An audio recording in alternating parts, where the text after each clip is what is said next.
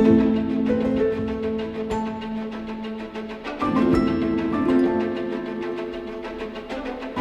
chiamo Daniela Napolitano e sono titolare del brand Danier, che realizza accessori made in Sicily.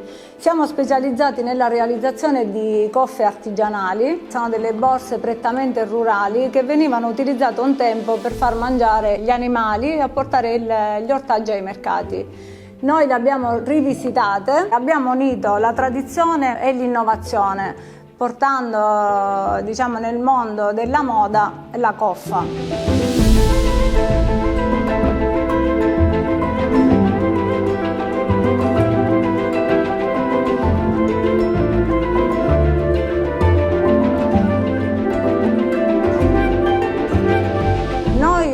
Realizziamo queste coffe utilizzando dei tessuti e dei materiali selezionati e ricercati, soprattutto nel mondo della moda, sempre mantenendo la tradizione artigianale, quindi è completamente tutto realizzato a mano. Su queste coffe vengono applicate le nostre ceramiche di Caltagirone, e soprattutto in alcune collezioni o comunque nella collezione nostra con cui appunto siamo nati, per poi, diciamo, spaziare in altre collezioni, insomma, che un po' più innovative, più moderne, un po' escono anche a volte dalla tradizione nostra proprio siciliana.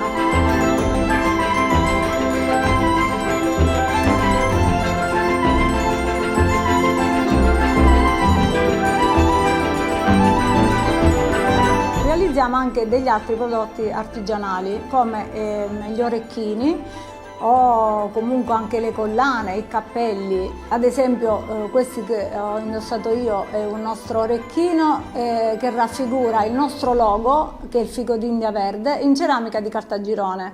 Oppure ad esempio come le teste di moro, che raccontano la leggenda tradizionale della famosa testa di moro.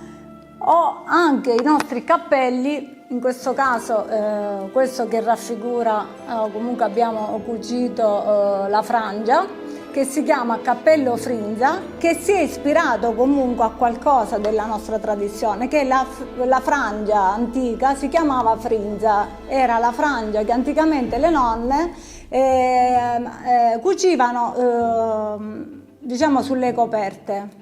Noi l'abbiamo chiamata con lo stesso nome frinza, ma l'abbiamo fatta rifare con diciamo un attimo di innovazione. La cuciamo sopra i cappelli o comunque anche nelle nostre borse, negli orecchini, nelle nostre collane. Raccontiamo tantissime leggende e cerchiamo di mantenere la tradizione, ma sempre legata appunto all'innovazione.